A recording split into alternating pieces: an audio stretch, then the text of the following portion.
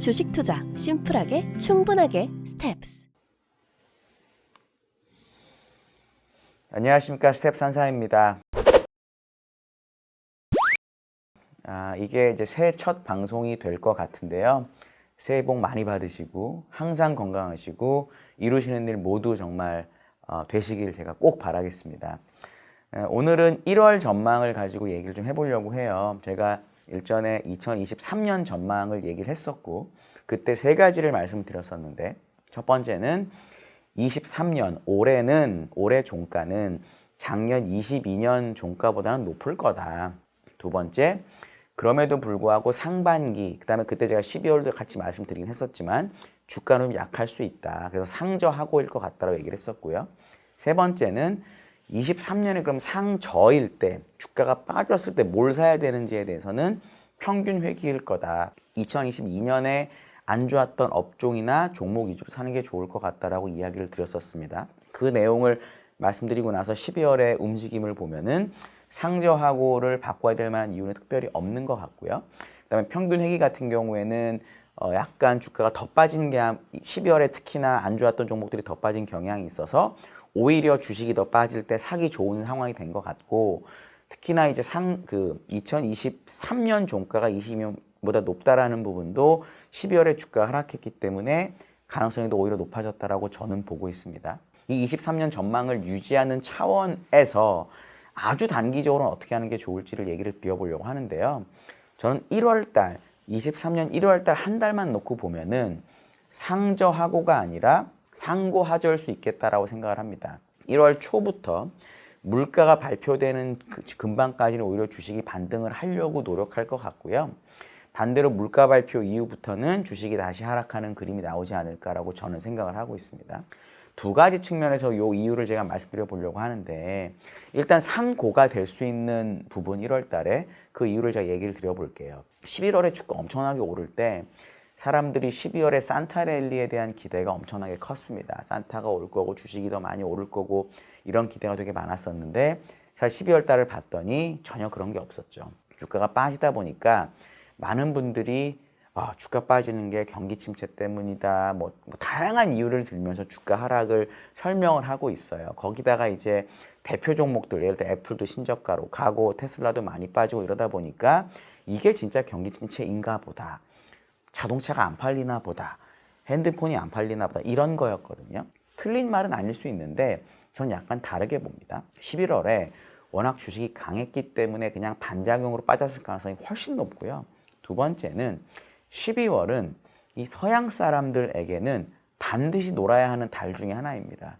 이 서양 분들은 12월하고 여름에 놀지 못하면 정말 큰일 나는 줄 압니다. 휴가를 못 내면 난리 난다고 생각을 해요. 주가의 움직임이 실제 무슨 경제 지표니 금리니 매크로니 이런 부분을 감안해서 한 게 아니라 그냥 올랐으니까 팔아야지 이렇게 됐을 가능성이 훨씬 높다라는 거죠. 이번에 FOMC나 물가 지표 발표를 보시면 아시겠지만 물가가 낮게 나오고, 그래서 그 물가 발표 나오고 나자마자 선물이 되게 많이 올랐다가 나스닥이든 다른 것들이 종가는 거의 보합으로 끝났거든요. 그러니까 반작용으로 트레이딩을 한 거라고 보는 게 맞는 거지, 내가 펀더멘탈을 고민하고 주식을 투자하지 않았다라는 겁니다. 또 하나는 미국도 마찬가지로 주식이 손해를 봤을 때 미리 손실을 실현해 놓으면 손금이 산입이 됩니다. 옛날에 트럼프 대통령 세액을 냈네 안 냈네 이러면서 막 대선 때 말이 많았었는데, 그때 트럼프 대통령이 자기 손실 많이 냈을 때 가지고 있다가 나중에 이익이 날 때는 그 이익 날 때 이거를 다 처리했던 경험이 있거든요. 어차피 2022년은 나스닥의 하락률이 훨씬 컸기 때문에 손실을 확정하고 싶은 사람들이 팔아야 되는 주식은 당연히 마지막에 나스닥이었겠죠. 그러니까 그런 부분까지 맞물리면서 주식이 많이 빠졌다라고 보는 게 합리적일 것 같습니다. 그렇다면 이제 휴가에서 돌아온 많은 매니저들이 예를 들어 HTS든 뭐든 자기가 데이터를 보는 걸 키겠죠. 그걸 켰는데 이런 주식이 이렇게나 많이 빠졌어라고 생각할 가능성이 되게 높아지는 겁니다. 물론 롱펀드들이 이 단기 트레이딩을 할지 안 할지는 저도 모르겠어요. 하지만 분명한 사실은 12월에 주가가 많이 빠졌다는 사실을 사람들이 인지하는 순간이 1월 초에 올 거라는 겁니다. 물가 지표도 없고 1월 초에 발표되는 고용 지표는 보나마나 큰 변화가 없을 거고, 왜냐하면 12월이 워낙 휴가에 가까우니까. 그러면 1월 달에 사람들이 데이터를 보고 주식이 싸졌을 것 같다라고 보면서 트레이딩할 수 있는 가능성이 되게 높아지는 겁니다. 물론 지금 S&P 500의 밸류에이션이 벌써 18배에 가깝고요. 제 EPS 기준으로는 금리도 다시 3.9%까지 올라갔기 때문에 싸다고는 할 수 없는데 지금은 12월의 경기 침체가 아닌 12월이 11월의 반동이라는 점이 더 많이 부각이 될 수 있는 1월의 상반월이 될 것 같고요. 그럼 반대로 왜 1월의 하반월은 주가가 다시 빠질 것 같냐라고 저는 보냐면 이번에 발표되는 물가는 정말로 예상보다 높을 가능성이 있기 때문입니다. 저는 리포트를 냈던 건데 11월 물가지표, 12월에 발표되는 이게 생각보다 큰 영향을 주지 않을 거고 의외로 물가는 높게 나올 수 있다고 봤는데 물가는 낮게 나왔고 영향 별로 주지 않았습니다. 이 물가가 낮게 나왔던 이유는 2달 연속으로 의료 서비스 비용 감소율이 0.7%나 나왔기 때문인데요. 전달은 0.6% 마이너스였고 11월은 0.7% 마이너스였습니다. 2달 합치면 마이너스 1.3%잖아요. 50년 데이터를 보면 2달 합계가 가장 작았던 게 마이너스 0.6%였습니다. 그랬기 때문에 저는 추정치 가정을 하면서 11월 물가지표의 의료 서비스 변화율을 플러스 0.1로 잡았었거든요. 이 격차가 결국은 물가 하락을 이끌었던 건데 3달 연속으로 이렇게 나올 가능성은 더 적어졌습니다. 왜냐하면 2달도 역대 최대거든요. 다른 물가들도 결국 마찬가지라고 보면은 지금 시장에서 관성적으로 기대하고 있는 물가 하락폭보다는 물가가 높을 가능성이 의외로 있다. 지난달에 물가가 낮게 나왔을 때 주식이 반응을 안 했는데 지금 뭘 의미하는 거냐면 시장에서는 물가가 떨어지는 거는 당연하다고 보고 있고요. 물가가 높게 나오면 경기를 할 수 있을 것 같아요. 그러니까 투자하는 사람, 특히나 트레이딩하는 관점에서는 확률적으로 이번에는 물가가 낮게 나오는 쪽에 베팅을 하는 이득보다는 높게 나오는 쪽에 베팅을 하는 이득이 조금 더 클 것 같다라고 저는 봅니다. 그리고 이어서 미국의 금융주 실적이 있는데 금융주는 지난 분기는 되게 이상했었어요. 제이미 다이먼, JP모건 CEO나 뱅크 오브 아메리카 CEO나 경제는 너무 안 좋고 나는 정말 힘들고 뭐 주가가 15% 빠져야 된다고 얘기를 하는데 실적은 좋게 나오고 그때 주가도 랠리를 했거든요. 이해가 안 되죠. 실적이 경제가 안 좋고 뭐 너무 죽을 것 같다고 하면 앞으로 돈을 빌려준 사람들이 앞으로 돈을 못 갚을 것 같고 이러면 대출 비용을 많이 잡아야 될 것 같은데 미국의 주요 은행들이 대출 비용을 많이 잡지 않았습니다. 심지어 코로나 전인 2019년보다도 대출 비용 비중이 작았습니다. 언행 불일치였죠. 말로는 걱정이 된다고 했는데 실제 데이터를 받아보니까 뭐 밑에 직원들이 갖고 왔겠죠. 받아보니까 되게 건전하네 이렇게 하고 대손을 안 잡은 겁니다. 4분기는 좀 더 다를 수 있는 게 드디어 연준도 내년 GDP가 0.5%밖에 성장하지 않는다고 인정했잖아요.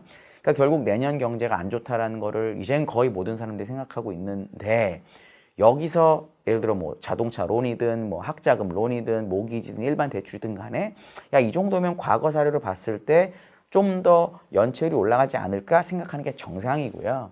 그럼 시장 예상보다 대손 충당금이나 대출 비용이 늘어날 가능성이 훨씬 높습니다. 물가 맞고 은행 실적 맞고 그 다음에 1월 말에 실적, FOMC, 고용지표까지 보면은 사람들이 기대하고 있는 것보다는 다 나쁜 쪽으로 나올 가능성이 훨씬 높아요. 그렇다면 1월의 하반월은 상고하저의 저가 될 가능성이 높다라고 저는 생각을 합니다. 1월 하반월에 빠지는 거는 지금 2022년 말이 3,800 내외 정도인데 아마 그것보다는 아래로 갈 가능성이 있다라고 저는 보고 있고요. 이제 어떻게 직접 하는 게 좋을지를 마지막으로 말씀드리려고 하는데 사실 제일 좋은 거는 이런 단기적인 흐름에는 별로 개의치 마시고 내가 한 달 벌어들이는 돈에서 여유 자금이 있다면 뭐 다우존스 ETF를 사시던 나스닥을 사시던 S&P를 사시던 아니면 뭐 한국이 좋으시면 한국 ETF를 사시던 아니면 초우량주를 분할 매수해서 장기적으로 보유하는 게 가장 좋습니다. 미국은 100년 역사를 보면 결국 매년 7% 정도씩 EPS가 성장을 했고요. 매년 9%씩은 주가가 올랐었습니다. 배당 빼고도요. 그러니까 아주 장기를 보면 그렇게 하는 게 무조건 이기는 길인데 투자자께서 저희 구독자분께서 나는 그렇게 싫고 나는 정말 트레이딩하는 게 좋다, 잘할 자신 있다 이러시면은 제가 지금 말씀드렸던 이걸 한번 생각을 해보시고요. 제가 절대 맞다는 게 아니니까 생각을 해보시고 두 가지만 지키셨으면 좋겠어요. 첫 번째는 트레이딩하는 금액은 내 전체 예를 들어 금융자산이 얼마, 그중에 주식이 얼마, 이 주식 포트폴리오 중에서 또 코어 주식은 얼마 이렇게 되고 저는 이제 코어를 보통 7, 나머지 매매하는 걸 3이라고 보통 말씀 많이 드리는데 요 매매하기로 한 3에서만 하자. 코어를 건드려서 뭐 사고 팔아서 이 단기 트레이딩 하자는 얘기는 그건 하면 안 될 것 같고요. 두 번째는 단기 트레이딩에서 가장 중요하다고 저는 판단하는 건 손절입니다. 그러니까 내가 예를 들어 어떤 이유에서인지 모르겠지만 100이라는 가격이 있는 주식이든 ETF든 샀습니다. 얘가 어떻게 움직일 거라고 생각하고 다 시나리오를 짜놨는데 그게 반대로 움직이고 딱 감당하기로 한 손실을 치면 단기 트레이딩을 하실 때는 뒤도 돌아보지 말고 손절매를 하시는 게 저는 맞다라고 생각합니다.